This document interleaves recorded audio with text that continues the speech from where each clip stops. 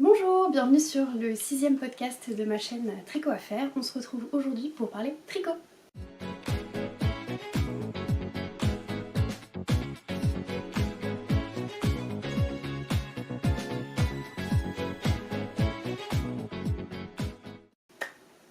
Moi je m'appelle Éléonore, vous pouvez me retrouver ici sur YouTube, sur Instagram mais aussi sur Ravelry avec le même pseudo Tricot à faire.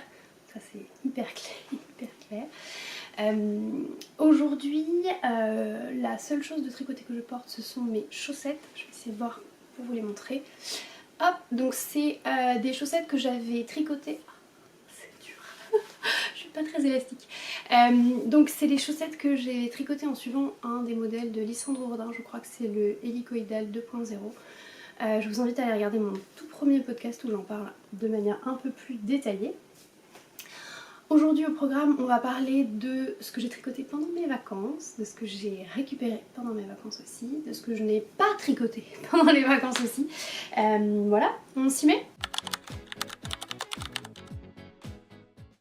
Alors déjà, la première chose, c'est que je crois que la dernière fois, sur le dernier podcast, je vous avais dit que j'avais envie de tricoter pendant les vacances mon t-shirt, le Edit de Cécile qui tricote, et que j'avais envie de faire d'abord les finitions du col, des petites manches, et puis ensuite de continuer le corps. Le problème c'est que pour faire ces finitions là, il faut descendre en taille d'aiguille. Je crois que c'est du 2,5 et du 2. Et en fait sur ces diamètres d'aiguilles, je n'ai que des aiguilles en métal. Alors, finalement, j'ai décidé de ne pas les prendre avec moi parce que j'avais trop peur de me les faire confisquer à la sécurité. Donc j'ai laissé tomber ce plan-là. Est-ce que j'ai quand même pris le Edit dans ma valise au cas où? Oui, bien sûr. Bien sûr. Mais bon, voilà. Donc du coup, on va pas se mentir, je n'ai pas avancé du tout sur le Edit. Parce que, du coup, comme si je continuais le Edit pendant le trajet, je devais continuer le corps et j'avais quand même envie d'avancer sur les finitions d'abord. Bref, je me suis dit, en bonne tricoteuse que je suis, il me faut un autre projet. Donc qu'est-ce que j'ai fait? J'ai monté autre chose. Et c'est dans cette petite pochette là que j'ai emmené mon nouveau projet, mon nouveau Caston.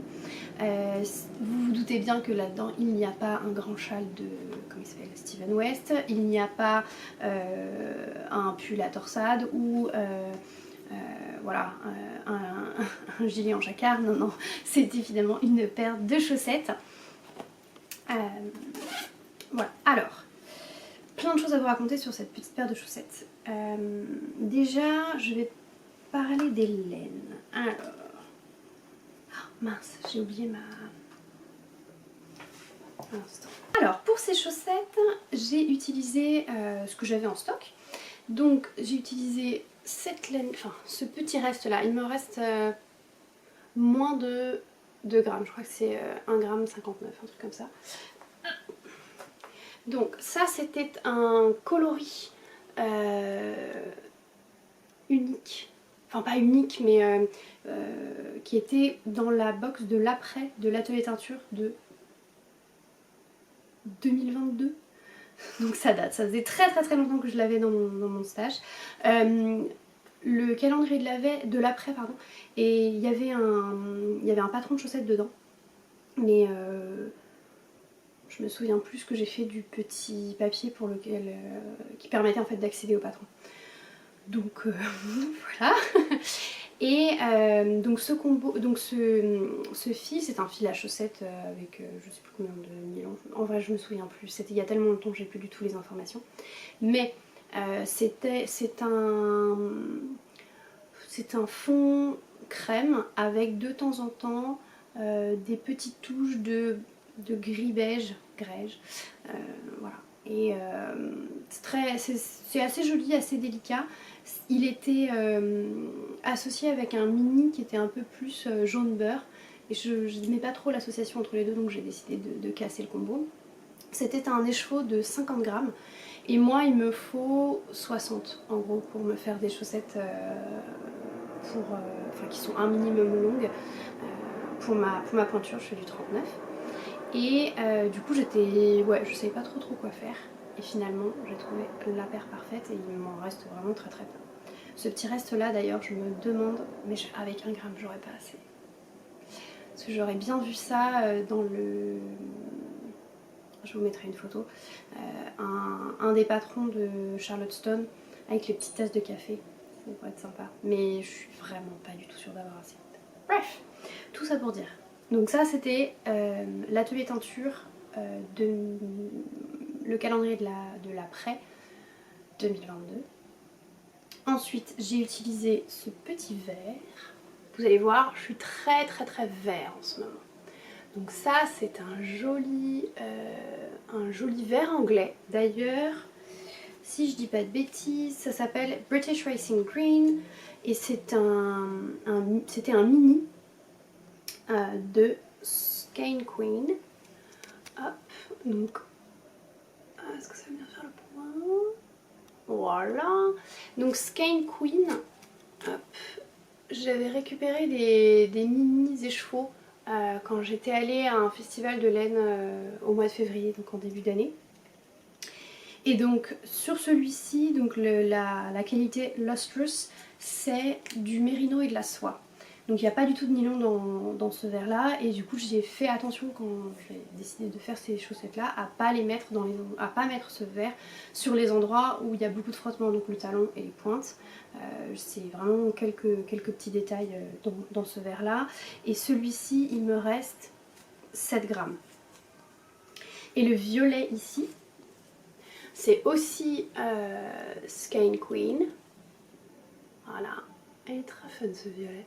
Pareil, je l'ai récupéré quand je suis allée au festival au mois de février. Et là, ça s'appelle Heather Pop. Et c'est sa gamme Crush qui cette fois-ci contient du nylon. Et donc c'est ce coloris là que j'ai utilisé dans le talon et les pointes. J'ai dit qu'il y avait du nylon dedans. Ouais. Voilà. Ah oui, non, c'est ça, je sais ce que je voulais dire. Pour ce coloris-là, il me reste 8 grammes. Ouais. Donc, avec ces 3 couleurs, qu'est-ce que j'ai fait? J'ai fait les lavandes épanouies de Charlotte Stone. Hop là. Voilà. Est-ce qu'on voit bien? J'espère. Donc, c'est le premier patron que je fais de Charlotte Stone, c'est ça? Ouais, j'ai déjà fait des chaussettes en jacquard, pareil, j'en ai parlé dans mon tout premier épisode de podcast. Et c'était un patron de Lysandre Bourdin, Poussez-vous les glands, que j'avais légèrement modifié. Et alors le patron de Lysandre Bourdin tel que je l'ai fait, c'était un modèle qui était extrêmement graphique, très géométrique, avec très peu de mailles en fait entre chaque couleur. Donc je crois que le max c'est 4 mailles de chaque couleur. Ce qui veut dire que du coup les floats, donc en fait quand on n'utilise pas l'une des deux couleurs, on doit faire suivre le fil. Et donc ce bout de fil qui n'est pas accroché en fait aux mailles qu'on vient de tricoter, c'était une distance assez courte en fait dans le patron de Lysandre Bourdin. Or ici, on a parfois des endroits où il y a énormément de mailles entre chaque section. Donc, par exemple ici, entre le bas de la tige, ou ici à ce niveau-là également, et au niveau du haut de la fleur. Voilà, donc bon. Moi j'ai trouvé que c'était plus difficile à gérer au niveau de la tension. J'ai vraiment essayé de faire au maximum d'être détendue et c'est pas évident. Moi je trouve que je les passe, mais voilà, il fallait pas moins que ça. Au niveau de la construction, on commence par les côtes. Moi j'ai décidé de les faire torse. Alors je crois qu'il y a peut-être un tout petit souci de traduction dans le livre, moi je l'ai en français, parce que il y a marqué que les côtes sont censées être torsadées. Or quand on regarde les photos de présentation, c'est des côtes toutes simples. Pour moi, des côtes torsadées, c'est qu'il y a des torsades dedans, un peu comme le dernier, enfin le premier modèle du Cuff Club de Summerly Design, où là il y a une vraie torsade dans les côtes. Donc moi j'ai décidé du coup de faire les côtes torse, voilà. Alors est-ce qu'on les voit bien? J'espère. Voilà, donc là j'ai choisi du coup de faire avec mon contraste en vert, et j'ai bien fait parce que vu ce qui me reste en ayant fait la chaussette comme ça, j'aurais manqué de laine au bout du pied sur la deuxième chaussette. Le fait que ici ma laine ne contienne pas de nylon, c'est pas si grave que ça parce que normalement il n'est pas censé y avoir trop de frottement à cet endroit là. Ensuite on commence le jacquard, donc quand on le tricote, en fait la grille elle est à l'envers, mais quand on la porte après elle est à l'endroit. Hyper chouette, vraiment c'est addictif. J'avais vraiment envie de voir en fait le dessin se révéler, et vraiment ça va hyper vite.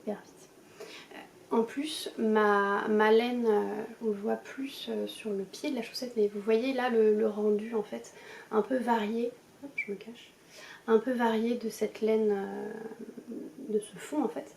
Donc ça rendait vraiment le tricot assez chouette. Ouais. Et vous voyez, c'est pour ça que je pense à la fumée du café sur le patron de Charleston. Voilà.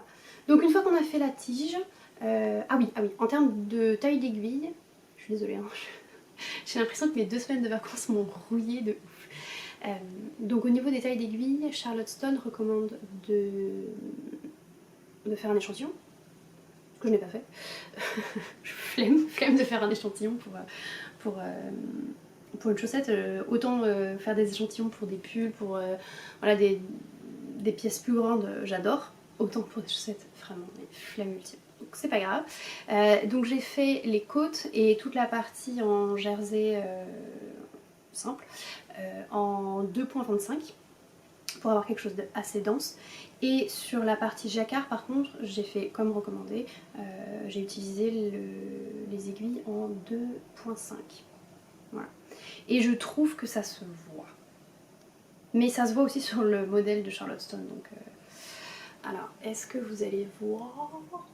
Voilà, donc ici on a le jersey simple, qui est du coup plus dense, plus serré.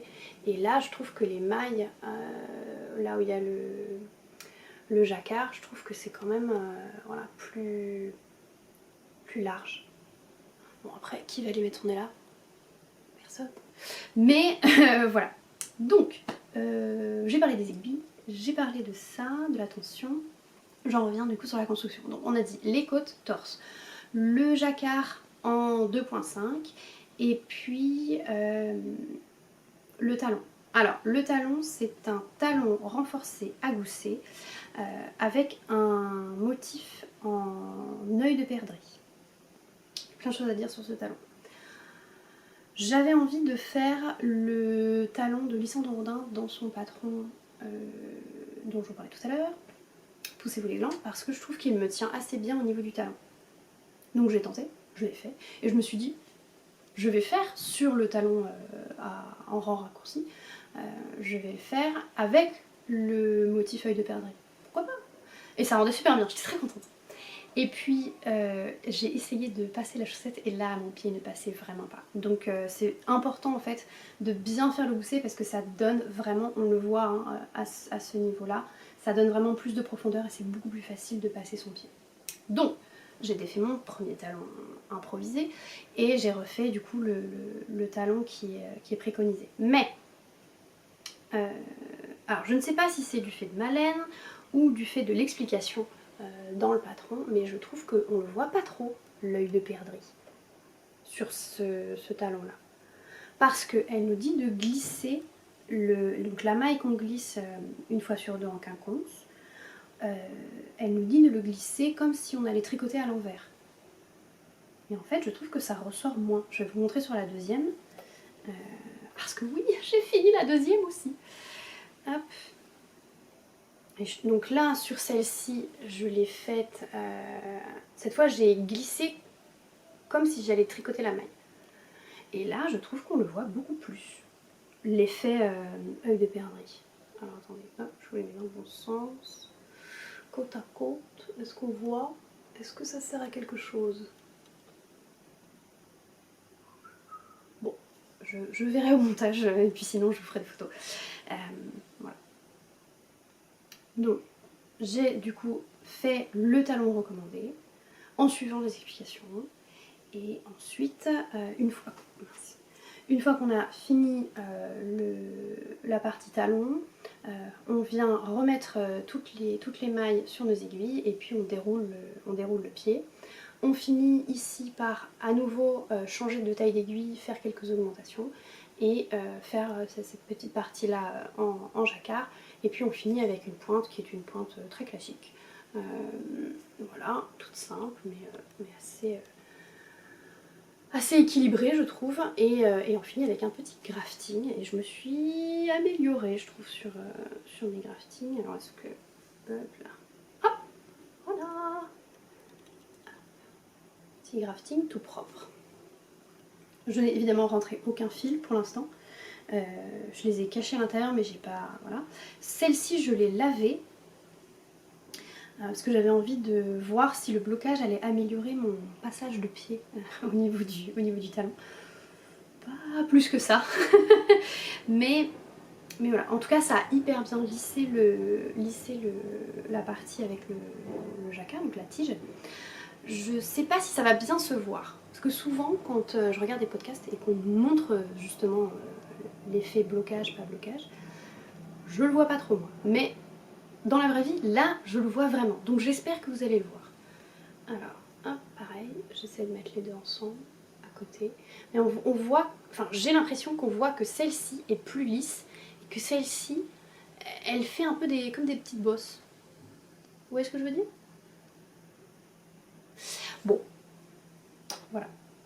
Donc celle-ci, je l'ai lavée, et au niveau de l'organisation de comment j'ai fait toute cette chaussette là et je me suis arrêtée à la pointe parce que moi je fais mes pointes sur des DPN, donc des Double Pointed Needles, je sais pas comment ça s'appelle en français, des aiguilles double pointe tout simplement, comme je vous disais, au niveau sécurité j'avais pas envie d'être embêtée avec mes aiguilles en métal, donc je les avais laissées à la maison et donc une fois que j'ai fini toute cette chaussette sauf la pointe, j'ai mis celle-ci en attente. Et j'ai monté la deuxième dans la foulée. Donc pas de syndrome de la deuxième chaussette cette fois-ci. Et j'ai refait celle-ci à l'identique. Voilà. Et donc celle-ci, il faut qu'elle aille prendre son bain. Donc au niveau du... Si je vous montre à l'intérieur... Oh ouais. Ah, il y a plein de fils de partout. Hein. Comme je vous ai dit, j'ai rentré aucun fil. Mais voilà ce que ça donne. Donc celle-ci c'est celle qui n'est pas lavée, ouais, il faut faire attention hein, quand on passe le pied à pas se prendre les orteils dans les floats, mais ouais. En tout cas une fois qu'elle est lavée, il n'y a pas de... c'est pas trop recroquevillé quoi, mais bon. Voilà. Niveau passage du pied, c'est plus complexe. Je vais essayer de vous montrer ça. Alors, donc du coup ce que je fais c'est que je vais vraiment au bout et je coince en fait avec mes doigts pour vraiment guider mon pied et éviter de me les prendre dans les flottes. Donc c'est parti. Et là... c'est là que c'est pas évident. Alors après, voilà, ça passe quand même. Hein. Ça passe. Mais voilà, il faut pas être pressé le matin. Et voilà. Mes petites chaussettes. Oui. Voilà. Et donc on voit bien le talon, le joli gousset, les belles petites lavandes. Et voilà.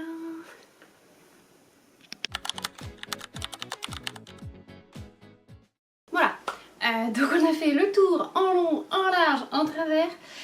sur le sujet de mes chaussettes. J'en suis hyper contente, je suis surtout ravie d'avoir pris ce projet là en vacances. Vraiment sur 2 semaines en fait je trouve que c'est nickel et bah, pour les prochaines vacances que je ferai, j'essaierai de me souvenir que j'ai pas forcément besoin de plus que ça.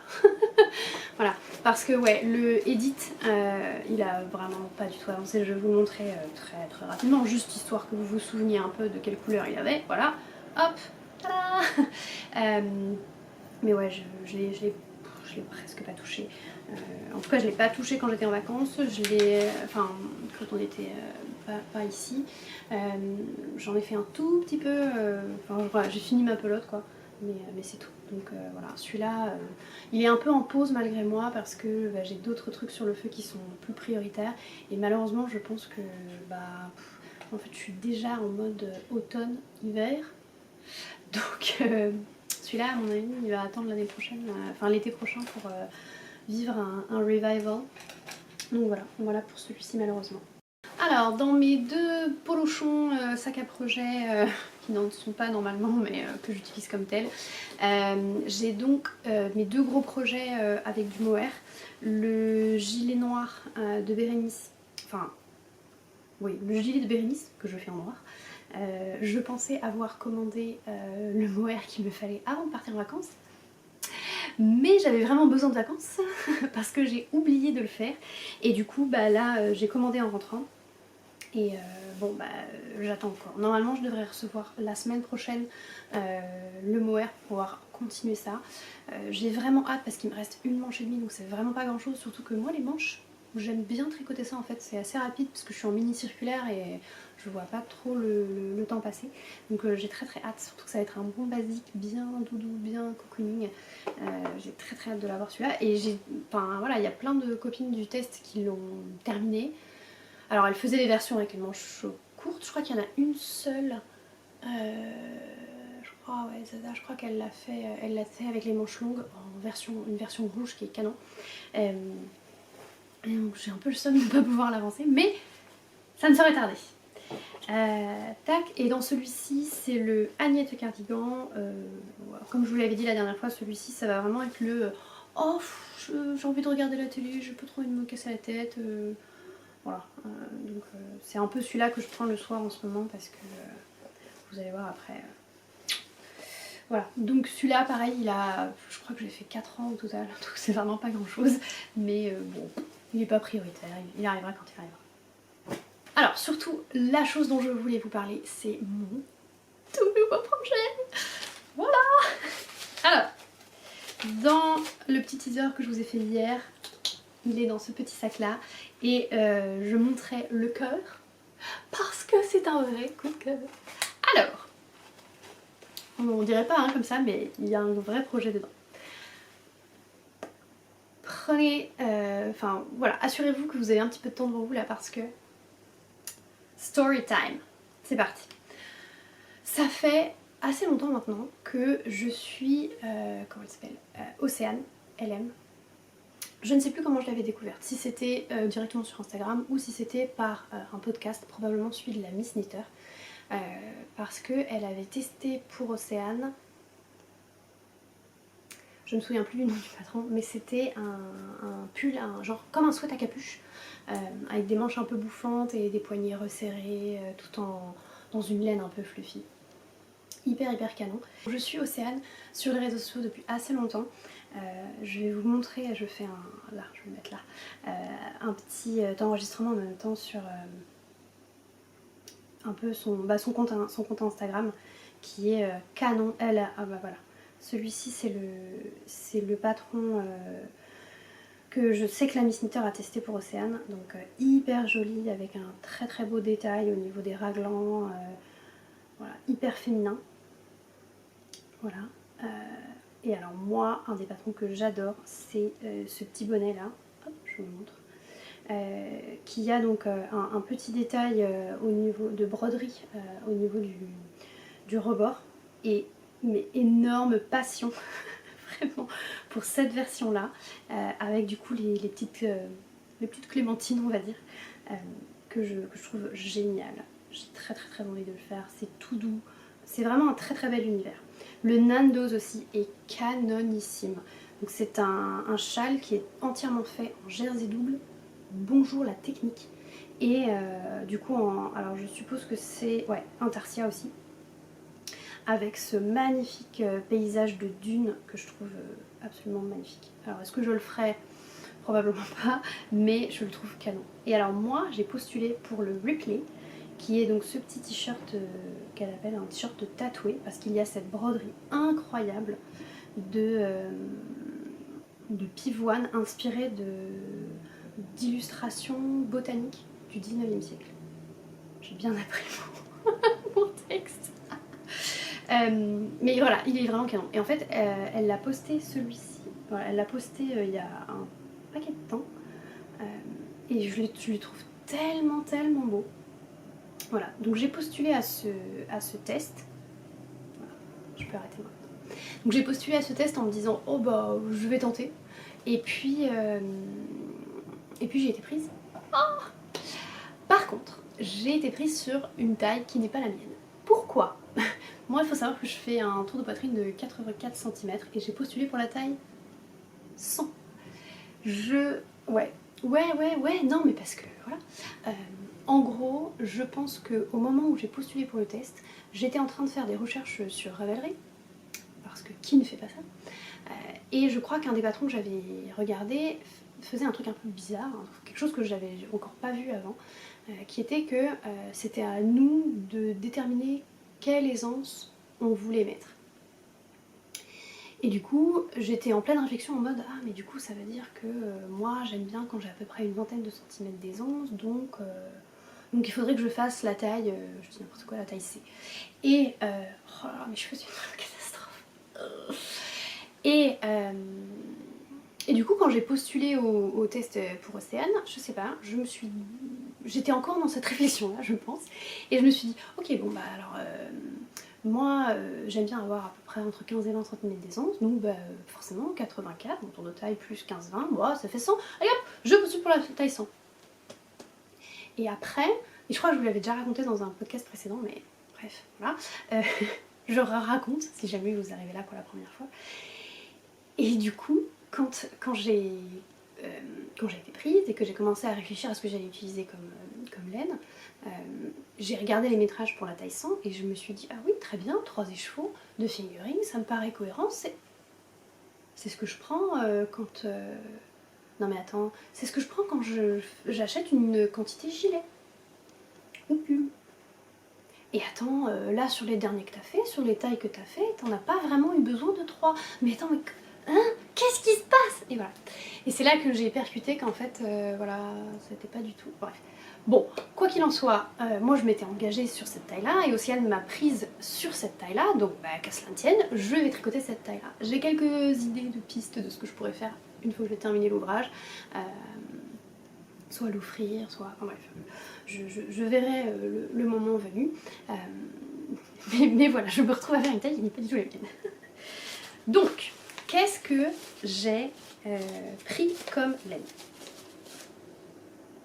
Cette beauté. Et ce qui est marrant, c'est que c'est un peu le même vert que le vert de mes chaussettes. Je m'en suis rendu compte après. Alors, celui-ci est légèrement plus bleuté que le vert de mes chaussettes, que je vous ai montré là les lavandes épanouies. Mais c'est un peu la même vibe. Donc, hop, le voilà. C'est le coloris Noël sous les pins de Pauline de Laine Amourée. Et autant vous dire qu'il est magnifique.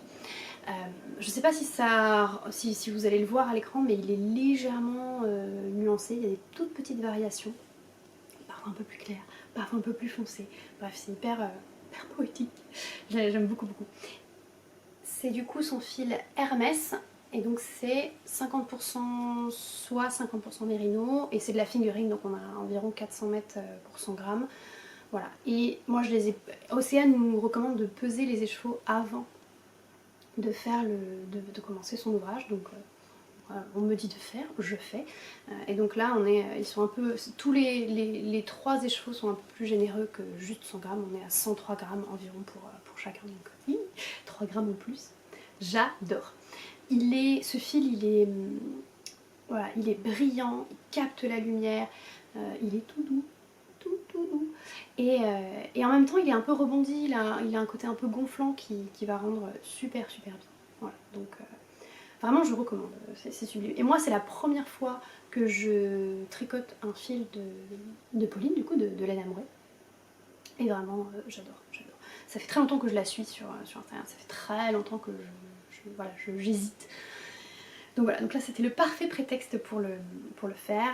J'adore son coloris, j'aime beaucoup de ses coloris. Je trouve que c'est toujours très délicat, très poétique. C'est vraiment, ça colle à son univers, l'image qu'elle renvoie aussi sur son compte Instagram. Et deux coloris que j'adorerais voir ensemble dans un truc un peu funky, c'est le orange clémentine ou mandarine ou un truc comme ça, et le bleu électrique street art, je crois. Passion. À tout moment j'arrête tout et non, pas le test, mais à un moment j'aimerais bien faire voilà, un pull à rayures, je sais pas, un zipper sweater, un truc hyper... bref, on verra. Mais voilà, donc trop contente de ce combo là. Qu'est-ce que je voulais vous dire de plus sur ça? Je crois que c'est tout. Je vais vous montrer ce que ça donne une fois tricoté. Alors, hop. Voilà ce que ça donne pour l'instant. Alors évidemment, c'est énorme sur moi. Mais voilà, il faut avoir un peu d'indulgence avec le cerveau pré-vacances de nos Nord. Bref. Alors, si je vous le rapproche, vous allez pouvoir voir un peu les belles nuances. C'est magnifique. C'est magnifique, il n'y a pas d'autre mot à dire. Ah si, je peux vous montrer aussi niveau drapé. Oh, c'est pas ouf de le montrer comme ça, mais... Bon, j'espère que vous verrez ce que je veux dire. Donc, au niveau du montage, ici, on commence par l'encolure. Et on fait cette magnifique finition, hop là, directement. Donc c'est une encolure ici qui est faite en... Hop, je me cache. En jersey double. Et moi je vous disais que moi j'aime bien quand on fait le col assez rapidement finalement pour avoir une meilleure idée de ce que ça va donner à la fin et pour pouvoir aussi se projeter sur la longueur des manches. Alors là on est sur un t-shirt donc il n'y a pas forcément besoin de se casser la tête sur les manches, mais je trouve que voilà, cette finition là elle est super. Elle est super, mais tout de suite on a quelque chose de fini.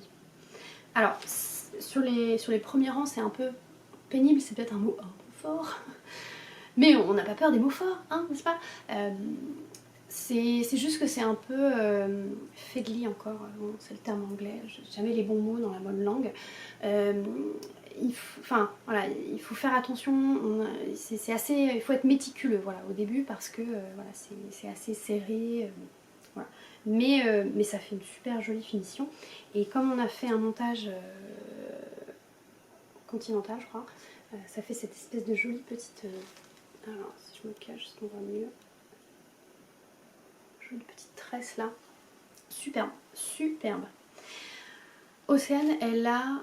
Voilà, dans son... Enfin, moi, la manière dont je perçois en fait son travail, c'est qu'il y a un... Ça doit être féminin, raffiné, délicat. Et elle est hyper attentive à tout ce qui est petits détails, finition, qui donne un rendu professionnel entre guillemets. Par exemple, sur le montage, ici, alors là, moi je sais que c'est... Enfin, on sait toutes que c'est le début parce que j'ai mon fil là, qu'il faudra que je rentre, mais on fait un montage sans nœud coulant, et après on fait une petite manip sur le rang 2 qui fait que on ne voit pas. Il n'y a pas du tout de petite bosse de début de rang. Voilà. Et ça, c'est la définition d'Océane. Une attention aux détails qui est poussée à l'extrême et qui fait que t'es trop content de voir ton projet avancer et voilà, d'avoir un tel niveau de finition. Voilà. Donc on a fait la petite encolure en jersey double, et puis ensuite on vient faire, on le perçoit en fait là quand je l'étends un peu, un yoke en fait avec des augmentations régulières sur certains rangs. Donc ça fait une encolure très ronde. On voit bien ici, il n'y a pas de raglan, il n'y a pas de démarcation. Ça fait très, c'est très fluide quoi. Tout en rondeur, tout très joli.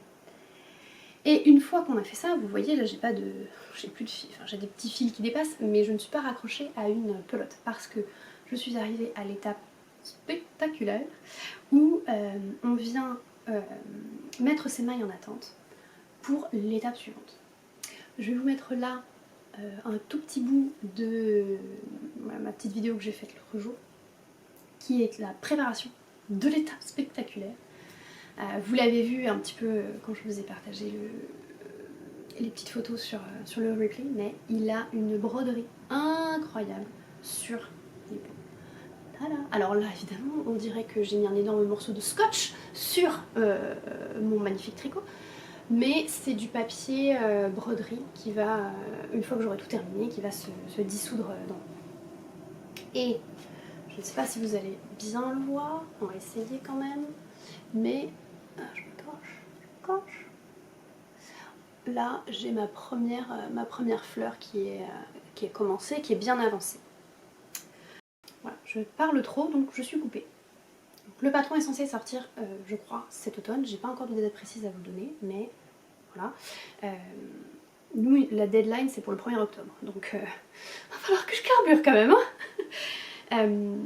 Donc ouais, moi ce que je vous conseille c'est de vous faites votre échantillon, vous le faites sérieusement, et après vous utilisez votre échantillon pour tester la broderie.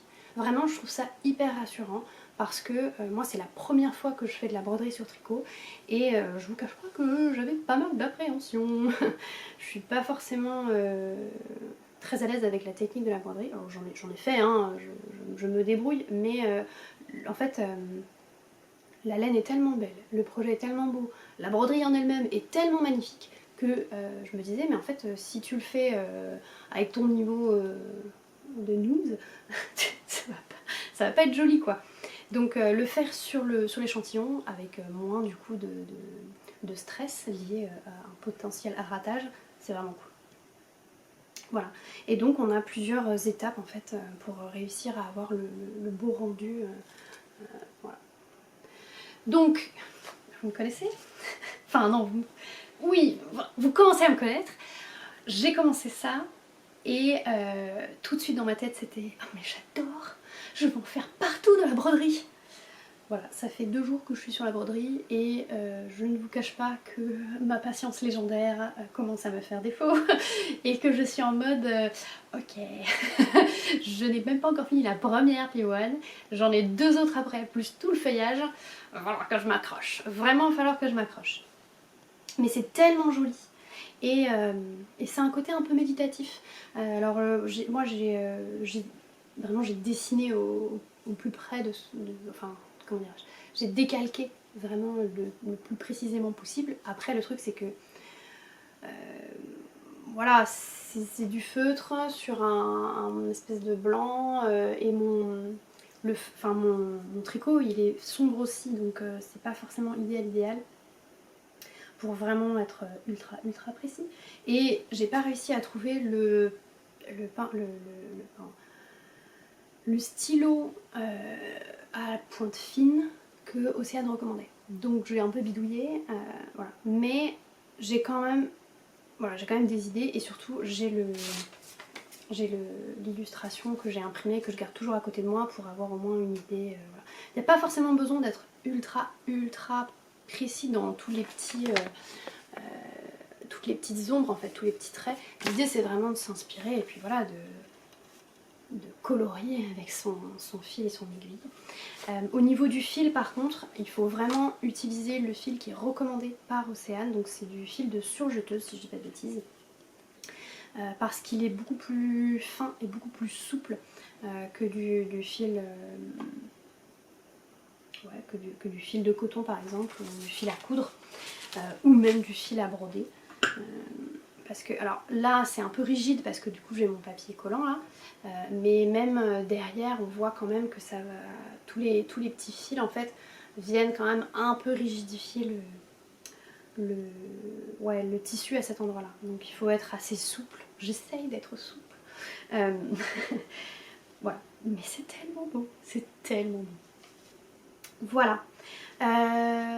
Une fois que j'aurai fini cette sublime broderie, enfin voilà, Océane nous dit qu'on n'est pas obligé de faire la broderie à ce moment-là, on peut la faire plus tard, une fois qu'on a fini tout le tricot.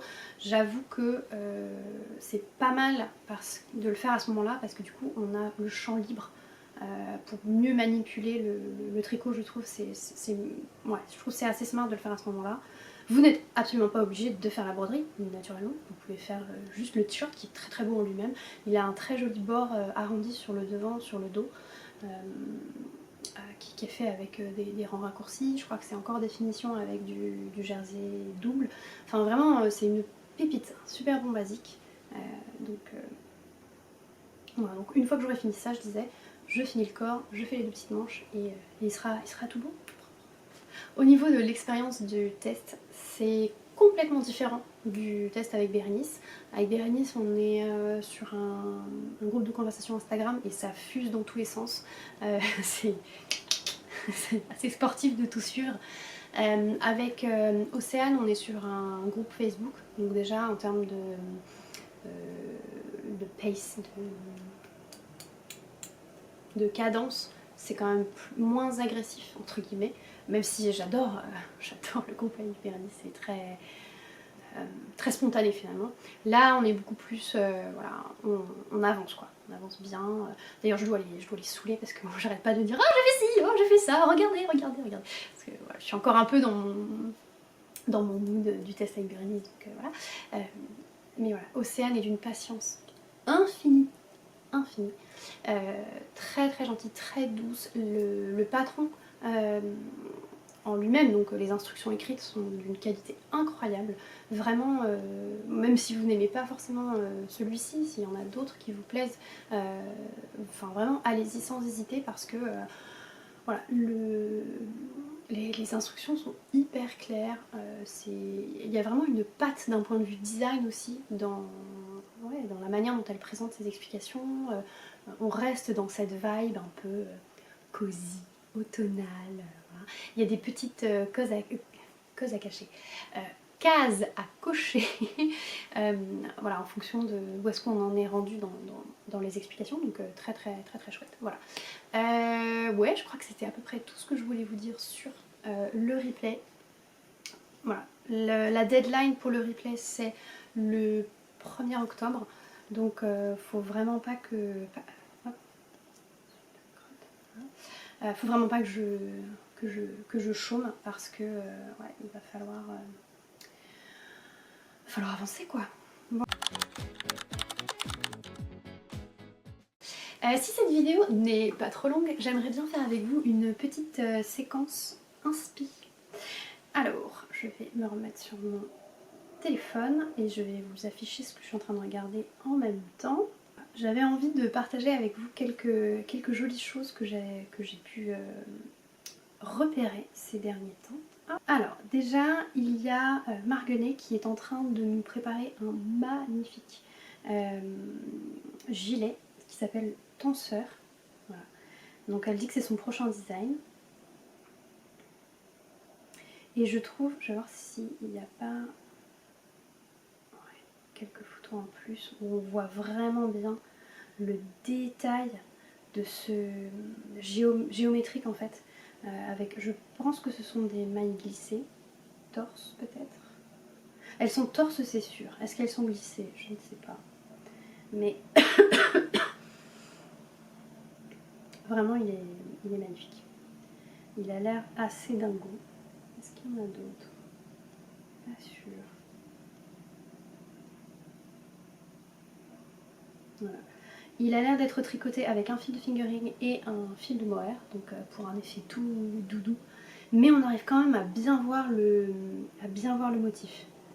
Donc ça c'est intéressant aussi je trouve, parce que moi j'aime beaucoup associer un fil de fingering et un fil de mohair et j'avais le problème avec le Whitmore noir là, que j'avais commencé à faire, c'est qu'en fait on ne voyait pas la dentelle. Donc là, si on arrive à voir à la fois un motif se dessiner, qu'on peut avoir le bonus d'être tout cosy, c'est pas mal. Voilà. Hop. Un autre, celui-ci, pépite, je l'adore. Obsession, vraiment incroyable. J'aime tout. J'aime le fait qu'il y ait ce petit col cheminé hyper mode, j'ai envie de dire. Moi j'ai un cou qui n'est pas particulièrement long, mais voilà, je trouve que ça va venir mettre l'accent sur le port de tête. Ensuite il y a les petites manches bouffantes. Vous ne le savez peut-être pas, mais j'ai une passion pour les manches. Pour moi, les manches, c'est ce qui va venir structurer une tenue. Et dès qu'il y a un petit peu de mouvement, de volume à ce niveau-là, j'adore. Et puis, ce grand motif qui vient en pointe sur le devant, sur le plastron, qui est répété sur les manches et aussi légèrement dans le dos. Passion, passion. Là, en blanc comme ça, il est superbe. J'ai du mal à l'imaginer dans une autre... où est-ce qu'il est encore? J'ai du mal à l'imaginer dans une autre couleur que blanc. Donc voilà, il faut accepter le blanc. Ah, où est-ce qu'il y a d'autres photos de ce petit modèle là qui est chouette? Bon, en tout cas, c'est une designeuse qui est incroyable. Celui-ci aussi qu'elle fait, il est pépite. Pépite. Il est tellement graphique. Pareil, ça c'est, à mon avis, c'est un jeu de côte torse. Alors, il faut aimer les côtes torse, hein. Il faut aimer les faire. Mais sublime, sublime. C'est un côté un peu rétro presque, qui me plaît beaucoup. Et quand il est porté comme ça, alors si je reviens au modèle que j'aime bien, porté avec une taille haute comme moi j'aime, incroyable. Ça te fait un look tout de suite. Voilà. Donc celui-là, passion. Passion, passion. Après j'ai vu celui-ci dans un mode beaucoup plus l'automne arrive, qu'on adore. Ce que j'aimais bien sur celui-ci, c'est que donc on a ce motif de jacquard qui est rehaussé par l'ajout de petites perles. Alors je pense que ça peut fonctionner aussi peut-être avec des sequins, où on met un petit sequin voilà, au bout de chaque petite branche, on va dire. Très joli, très délicat, assez simple finalement. Ouais, celui-là, très très sympa. Et pareil, j'aime bien cette designeuse là. Et les deux dernières choses que je voulais vous montrer de Lily Kate. Donc Lily Kate, pour le coup, c'est une designeuse britannique. C'est une grande copine de Laura Penrose que j'aime beaucoup, qui fait aussi des podcasts. Et maintenant, elle va plutôt s'orienter sur des vlogs, mais elle est hyper sympa, toute pétillante aussi. Et alors donc celui-ci, alors ce sera pour l'année prochaine peut-être, ou l'année d'après, parce que là on est sur un top d'été je dirais, mais je le trouve hyper joli. Donc c'est un modèle qui est entièrement designé avec des côtes qui sont assez larges finalement, qui viennent sculpter la silhouette je trouve. Et donc là elle la porte avec une jupe en ton sur ton, et je trouve que c'est hyper élégant tout de suite. Avec les petites manchettes qui sont pas trop longues. Et je trouve que c'est vraiment... Alors voilà, là il y a pas mal de coloris différents. Moi j'avoue j'ai une préférence pour le bleu marine qu'elle montre dans son modèle à elle de présentation. Mais je trouve qu'il est élégant et je trouve qu'il va à tout un tas de morphologies différentes et qu'il... il est pas... Enfin il est vraiment flatteur sur tout le monde je trouve. Voilà, alors moi je le ferai clairement pas aussi long qu'ici, hein, mais ouais, non franchement je le trouve assez joli. Et il y a tout un détail sur le côté, là on le voit assez bien, qui vient vraiment accentuer la silhouette. Voilà, donc celui-là, très très très sympa, là on le voit bien aussi. Il y a vraiment une vraie réflexion de design je trouve. Et un autre que j'aime beaucoup d'elle, c'est celui-ci, il s'appelle le Piping Hot Sweater. Alors déjà j'adore son association de couleurs, un rouge pétard et ce rose fluo. Ça marcherait très bien avec mon bleu pétard là, de bleu et orange là, cette combinaison là de chez Lana Mouret. Ce qui est hyper cool avec celui-ci, c'est que c'est un modèle qui est somme toute assez simple. Je vais remontrer celle-là, elle est plus parlante. Donc où on a voilà, donc une encolure ronde, des drop shoulders, donc voilà, les épaules qui tombent à ce niveau-là. Tout simple, un bon basique. Et ce qui vient faire la minute un peu design, c'est ce détail de... Comment ça s'appelle en français?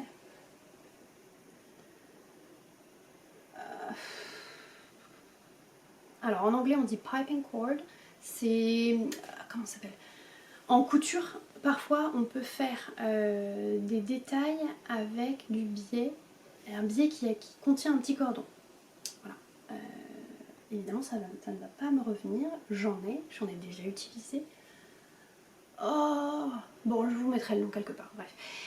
Mais donc là, c'est prendre un élément de l'univers de la couture et le transposer dans l'univers du tricot, et je trouve ça génial. Et là du coup, donc il y a cet élément là graphique au centre et sur les manches et dans le dos. Et je sais pas, je trouve que ça marche, ça rend ce pull qui est finalement assez simple, juste, ouais, design presque. Et après on peut s'amuser sur les couleurs, enfin vraiment je trouve ça hyper cool. Voilà, on arrive à la fin de ce podcast. J'espère que vous aurez passé un bon moment, que ça vous aura plu, que vous aurez bien avancé dans votre taf aussi. Dites-moi ce que vous pensez de la petite séquence inspiration, brainstorming à la fin. Je serais curieuse d'avoir vos retours là-dessus, si ça vous dit que je continue de le faire. Comme vous avez pu le voir, j'ai plein de choses à faire, j'ai des deadlines à respecter, donc il va falloir que je carbure. Et puis ouais, voilà, la prochaine fois j'aurai encore plein de choses à vous raconter, donc n'hésitez pas à vous abonner pour ne rien rater. Et puis ouais, je vous dis à très vite, je vous laisse, j'ai du taf, bye.